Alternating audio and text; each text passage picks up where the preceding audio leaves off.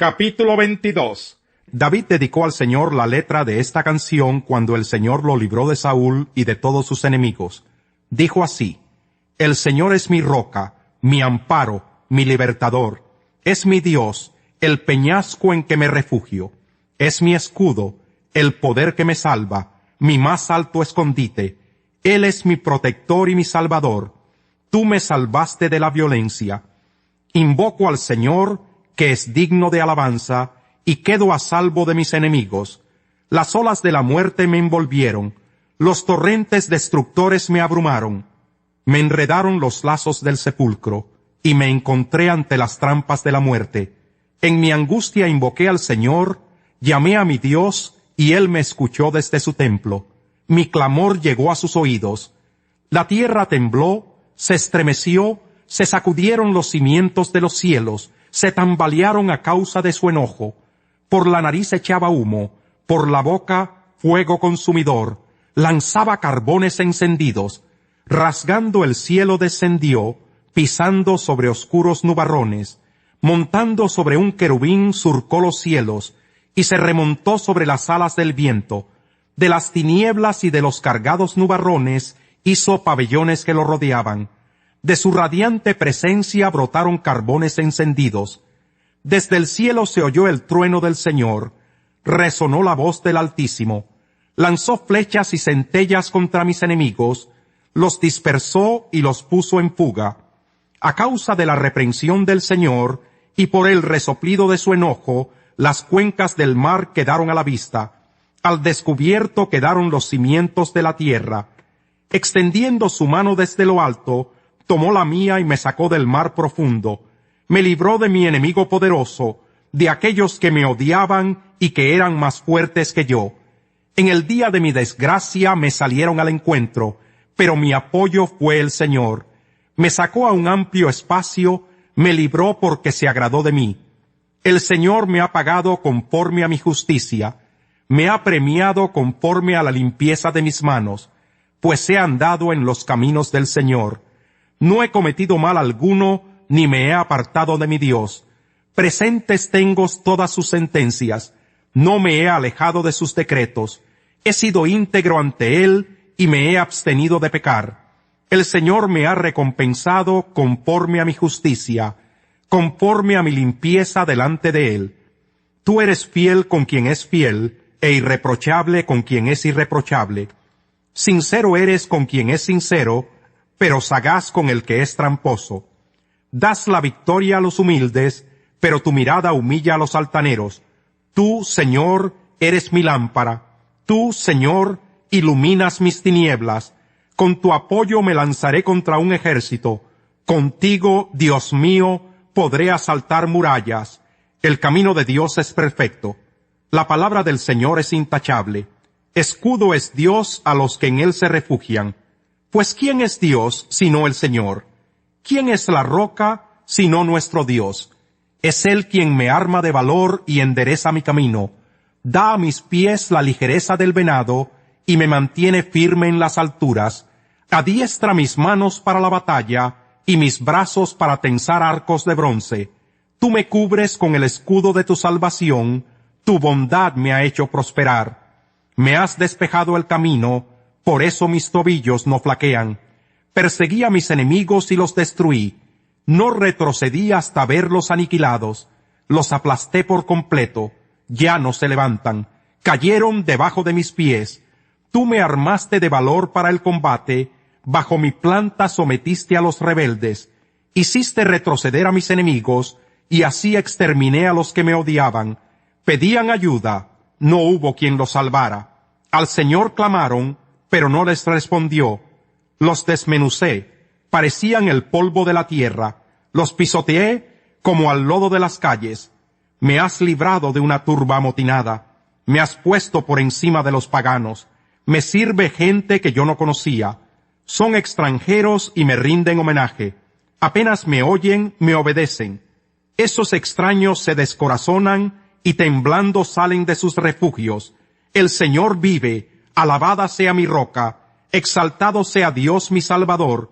Él es el Dios que me vindica, el que pone los pueblos a mis pies. Tú me libras de mis enemigos, me exaltas por encima de mis adversarios, me salvas de los hombres violentos. Por eso, Señor, te alabo entre las naciones y canto salmos a tu nombre. El Señor da grandes victorias a su rey, a su ungido David y a sus descendientes les muestra por siempre su gran amor. Capítulo 23. Estas son las últimas palabras de David, oráculo de David, hijo de Isaí, dulce cantor de Israel, hombre exaltado por el Altísimo y ungido por el Dios de Jacob. El Espíritu del Señor habló por medio de mí, puso sus palabras en mi lengua.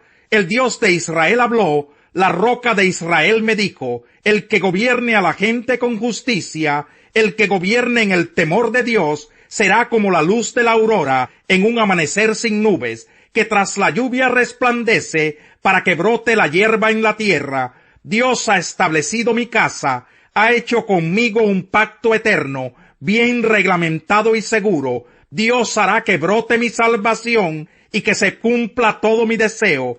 Pero los malvados son como espinos que se desechan, nadie los toca con la mano, se recogen con un hierro o con una lanza, y ahí el fuego los consume.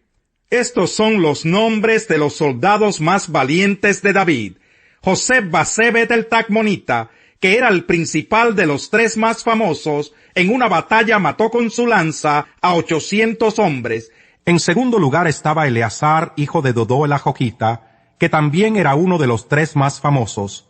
Estuvo con David cuando desafiaron a los filisteos que se habían concentrado en Pasdamín para la batalla.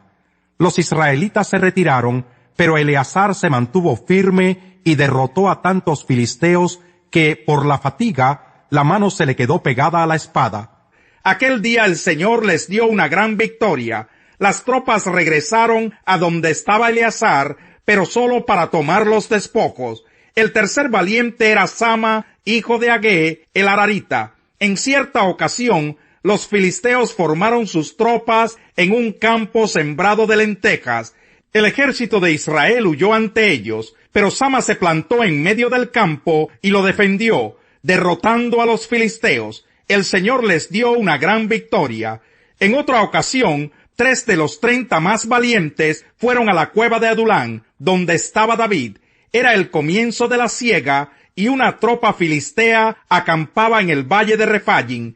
David se encontraba en su fortaleza, y en ese tiempo había una guarnición filistea en Belén. Como David tenía mucha sed, exclamó, «Ojalá pudiera yo beber agua del pozo que está a la entrada de Belén». Entonces los 3 valientes se metieron en el campamento filisteo, sacaron agua del pozo de Belén y se la llevaron a David. Pero él no quiso beberla, sino que derramó el agua en honor al Señor, y declaró solemnemente, que el Señor me libre de beberla. Eso sería como beberme la sangre de hombres que se han jugado la vida. Y no quiso beberla. Tales hazañas hicieron esos 3 héroes.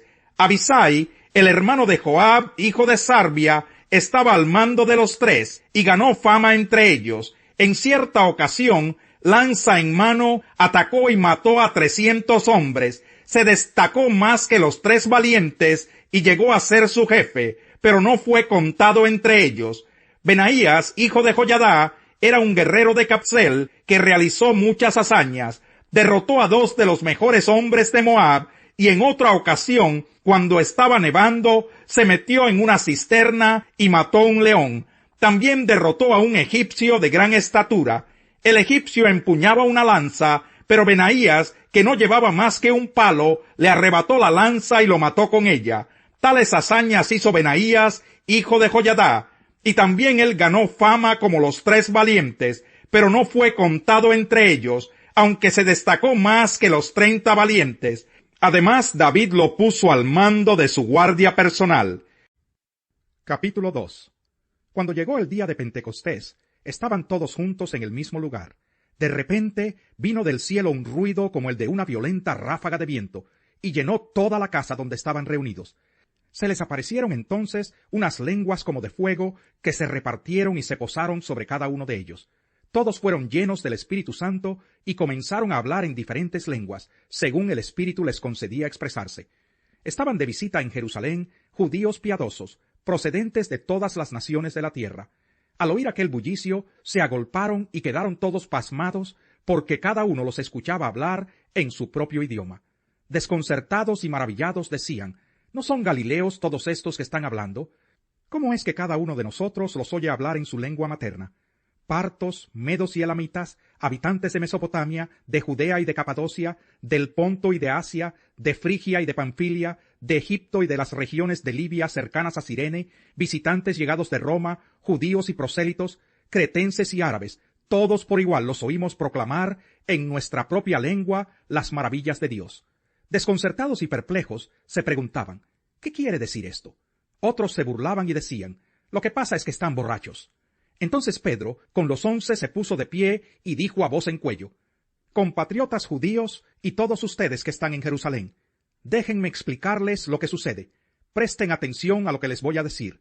Estos no están borrachos como suponen ustedes. Apenas son las 9 de la mañana. En realidad lo que pasa es lo que anunció el profeta Joel. Sucederá que en los últimos días, dice Dios, derramaré mi espíritu sobre todo el género humano. Los hijos y las hijas de ustedes profetizarán. Tendrán visiones los jóvenes y sueños los ancianos. En esos días derramaré mi espíritu aún sobre mis siervos y mis siervas, y profetizarán. Arriba en el cielo y abajo en la tierra mostraré prodigios, sangre, fuego y nubes de humo. El sol se convertirá en tinieblas y la luna en sangre antes que llegue el día del Señor, día grande y esplendoroso, y todo el que invoque el nombre del Señor será salvo. Pueblo de Israel, escuchen esto. Jesús de Nazaret fue un hombre acreditado por Dios ante ustedes con milagros, señales y prodigios, los cuales realizó Dios entre ustedes por medio de él, como bien lo saben. Este fue entregado según el determinado propósito y el previo conocimiento de Dios, y por medio de gente malvada ustedes lo mataron clavándolo en la cruz. Sin embargo, Dios lo resucitó, librándolo de las angustias de la muerte, porque era imposible que la muerte lo mantuviera bajo su dominio. En efecto, David dijo de él: veía yo al Señor siempre delante de mí, porque Él está a mi derecha para que no caiga. Por eso mi corazón se alegra y canta con gozo mi lengua.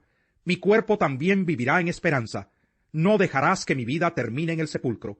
No permitirás que tu santo sufra corrupción. Me has dado a conocer los caminos de la vida. Me llenarás de alegría en tu presencia. Hermanos, permítanme hablarles con franqueza acerca del patriarca David, que murió y fue sepultado, y cuyo sepulcro está entre nosotros hasta el día de hoy. Era profeta y sabía que Dios le había prometido bajo juramento poner en el trono a uno de sus descendientes. Fue así como previó lo que iba a suceder. Refiriéndose a la resurrección del Mesías, afirmó que Dios no dejaría que su vida terminara en el sepulcro, ni que su fin fuera la corrupción. A este Jesús Dios lo resucitó, y de ello todos nosotros somos testigos. Exaltado por el poder de Dios, y habiendo recibido del Padre el Espíritu Santo prometido, ha derramado esto que ustedes ahora ven y oyen.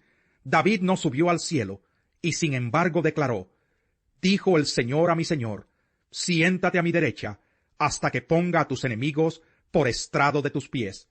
Por tanto, sépalo bien todo Israel, que a este Jesús, a quien ustedes crucificaron, Dios lo ha hecho Señor y Mesías.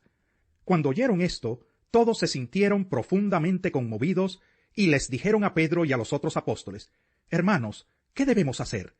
Arrepiéntase y bautícese cada uno de ustedes en el nombre de Jesucristo para perdón de sus pecados, les contestó Pedro, y recibirán el don del Espíritu Santo.